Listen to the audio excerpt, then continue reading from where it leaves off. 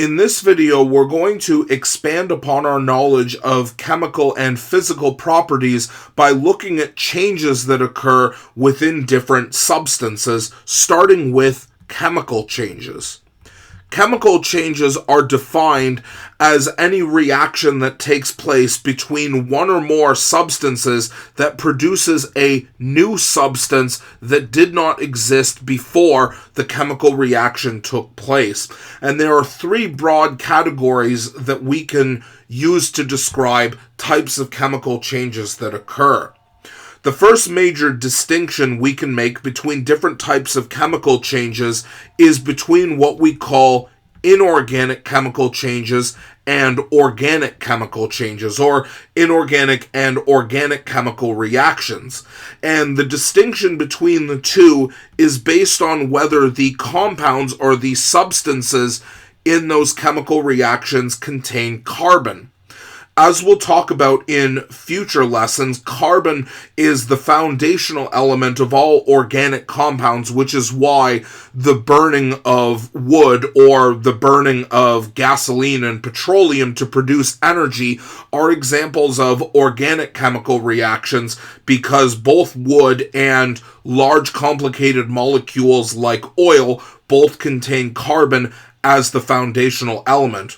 Whereas if we look at in the inorganic images here, the burning reaction that we see here is actually the burning of a metal called magnesium that burns very hot and brightly in the presence of oxygen, but as we can see, there is no carbon involved in this reaction. Now, a subset of organic chemical reactions are what we call biochemical chemical reactions. It sounds a little bit strange, biochemical chemical reactions, but nevertheless, that's what they're called. So a biochemical reaction or biochemical change are organic reactions in that they all involve carbon that take place in organisms, that take place in living things. And generally, biochemical reactions are very, very complicated when it comes to even simple organic reactions, because all biochemical reactions tend to occur for two different reasons. That being growth, when living things get bigger over time, and what we call metabolism, which are the chemical reactions that organisms do in order to produce or consume energy. Now, if we take a look at chemical reactions in more detail, we can see why chemical changes occur and how we can know for sure that a chemical change has occurred by looking at the atomic level.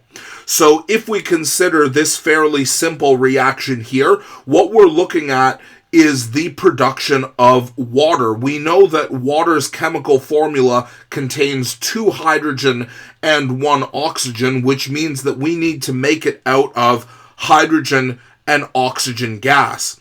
Now, in this case, the starting chemicals that react together, hydrogen and oxygen gas, are what we call the reactants, because they react together in order to produce a new substance that did not exist before, and these are what we call the products. So here, if we write out this reaction like this, we can write it out as what we call a chemical equation, meaning that we have the products and reactants that are written out kind of like a mathematical reaction here, where it shows that the reactants, which have a particular structure, combine together in order to form the products, which have a different structure. Now, even if we don't know how to draw each of the substances here, we can see that the reactants don't look like the products at all, which means that we have made something new, and therefore this is an example of an inorganic chemical reaction, because none of the compounds contain carbon, but we have made a new substance. Now, because chemical reactions produce a new substance, a substance that was not previously seen before, they require a different chemical reaction in order to be reversed. So let's say we want to take water and we want to break it down back into hydrogen and oxygen gas. So all that we're doing is we're taking this chemical equation that we've written and we're simply taking the arrow and writing it going the other way, which is why we call it a reverse reaction. Now, this is one of the characteristics of chemical changes. Chemical changes are defined as irreversible. Now, irreversible meaning that we cannot do the opposite. This is not strictly true, but it is true in the sense that we require a different or a separate reaction in order to do. We can't just take water and break it down into hydrogen and oxygen by doing this same reaction here. We would need a different reaction in order to do this, and because these two reactions are opposite to each other, they are separate, which makes chemical reactions very difficult to reverse. Now, this is not true when we consider physical changes. So if we consider the state of matter changes that are fairly easy to see when it comes to water, these here we can see the melting of ice to turn from solid ice into liquid water and the evaporation of liquid water in order to turn it into water vapor. We can see that the chemical structure of water does not change depending on what the state of matter is. So state of matter changes are not actually chemical changes because, firstly, we know that it's relatively easy to take liquid water and freeze it into ice. All we need to do is decrease the temperature.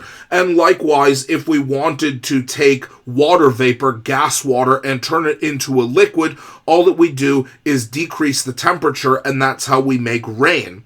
So we can see that state of matter changes are easily reversible. It's easy to go back and forth. We don't need a separate reaction in order to do this. And we can see that the chemical structure and the chemical formula of the reactants does not change when we convert the state of matter. And therefore, state of matter changes are what we consider to be physical changes because the substance itself that we're changing does not actually fundamentally change, only its state of matter does. Another slightly more confusing example is the example of dissolving sodium chloride, also known as salt, into water. We can see that sodium chloride is different than water in that it actually has charges. We can see that the sodium atom has a positive charge and the chlorine atom has a negative charge here. We'll talk about why this is the case in subsequent videos, but for now, Na plus Cl minus is simply the chemical formula for salt.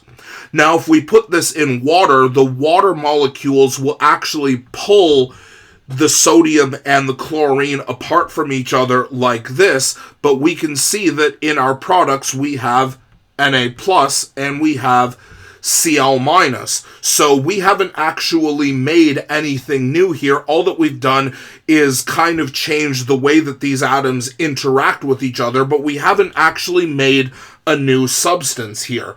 So what we can conclude is that physical changes can alter the shape. They can alter even the size, because remember that salt appears to disappear when it's put into water, when it dissolves, or it can even change the state of matter, but it doesn't actually change what the chemical structure is of the substance, because again, both in the state of matter change of water and in the dissolving of NaCl salt, the chemical structure remains the same.